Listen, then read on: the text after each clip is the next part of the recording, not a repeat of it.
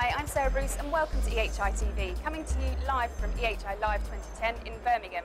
I'm now joined by Zack Pandor, who's the Joint ICT Director for Herefordshire, the first county to integrate council IT and NHS IT. Welcome, Zack. Thank you very much, Sarah. So the shared service was formed just over a year ago. Tell us a bit about what the driver was behind that. Sure. Well, Herefordshire has a long history of partnership working across a number of government sectors, and over the past few years we have been integrating a number of services, both front office and back office. We were the first authority and NHS PCT in the country to have a single chief executive, and as part of the ongoing integration across health and local government, all support services, including ICT, were being considered for merging effectively. And some of the drivers behind that were financial in terms of reducing the cost base to provide those services, but also in terms of value added. If we start combining information together, we can actually get far more than the individual information silos that we had previously. So what specific projects has the shared service been working on since it came into fruition? So we've done a number of things. So we've looked at rationalising our data centres. So we've reduced from 4 to 3 data centres. We've looked at rationalising our networks. We've looked at rationalising our procurement of major systems. We are supporting the accommodation strategy, whereby we are looking to dispose of surplus public sector estates and assets and buildings by co-locating teams. So those are a few of the things that we have been involved in. We're also looking at combining different data sets from the PCT, the health, the hospital, also police, fire and rescue and local authority, to kind of get a better profile of our citizens so we can target services better to those citizens. And have you seen any real benefits so far that you can actually tell us about? So we've had a number of cashable benefits from the procurements that we've made, the data centre rationalisation, the network rationalisation, the reduction in headcount from integrating the team, so they've been real cash savings. Can you put any kind of figure on that? We've realised probably about 10% of our overall budget through some of those initiatives. We're probably aiming for about another 10% on top of that over the next year or so by optimising the service. So in overall about 20% through that rationalisation process. In terms of other benefits, obviously the picture we have now of our residents is far richer in terms of providing services to those and making those services accessible to those, which is not a cash benefit, but is a service delivery benefit. Okay, so what about areas where the shared service isn't working so well? Have you come across any of those yet? I don't think there have been any which aren't working well. Some take a little longer to develop than others. So some of our technical services were quite easy to put together. Some of our, for example, our information governance services have taken a little bit more time and effort to pull those together. So there aren't any areas within IT or information that haven't really merged well.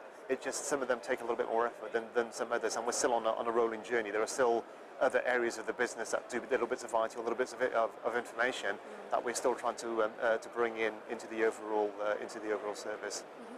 And what about when this idea first came around? Presumably there was a bit of concern that there could be job losses and that kind of thing between both the council and the NHS. Were there job losses, and were there these concerns? There was a reduction in headcount, but we went through quite a long and detailed and meticulous staff consultation process. And what we actually found was, during that process, and the process took about just over 6 months, a number of people who were in the line for potential redundancy found opportunities elsewhere. So we'd identified probably 30 or so posts that we were going to eliminate from the merged structure, but through a period of through the staff consultation and through finding opportunities for people, we eventually got to a situation where no one was actually made redundant. We did have a few people leave, and perhaps they would have been made redundant had they not left. But we ensured that we engaged staff throughout the whole process. So yes, we have fewer people, but fortunately we didn't have to make anybody redundant throughout that process.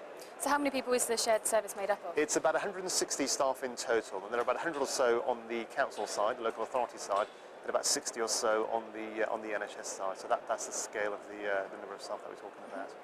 So shared services are obviously getting a lot of attention at the moment. Government is really pushing this idea through in terms of cash savings and reducing headcount, that kind of thing, specifically in the light of NHS reform. Right. Do you feel like you're ahead of the game in doing this? I think we are ahead of the game, and it's interesting when the publication came out, the recent white paper came out, it talks about much greater integration of healthcare and local authority, and actually we think we're well ahead of the game in that model. And we think, we think we've got all to play for. Actually, we think we're doing reasonably well. Having said that, we can't be complacent. There's still a lot more we can do, and it's more than just health and local government. There are other sectors, public sector bodies out there. We need to start working with those as well to look for further alliances and further savings.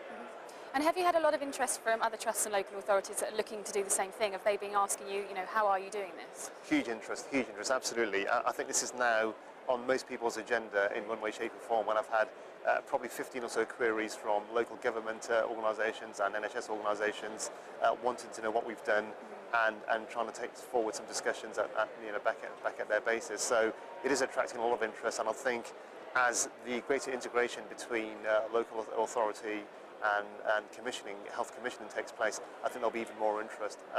And if you think about what the determinants are of good health, they're more than just NHS services. They're about housing, they're about employment, they're about leisure facilities, and all of those things are the remit of the local authorities. So working across local authority and the NHS actually makes a lot of sense for the public. So you're obviously one of our speakers today at EHI Live. What's going to be your kind of advice for those people looking to do something similar to what you've done? I think people really need to embrace this agenda. I think it can be a little bit scary, and it inevitably will mean fewer people delivering services, IT services. But actually, I think the opportunities afforded not just by the cachets, by the savings, but also by the information coming together and the services we're able to provide back to our public. I don't think that's something that we can ignore any longer. Okay, thank you very much, Zack. Thank you very much. Thank you.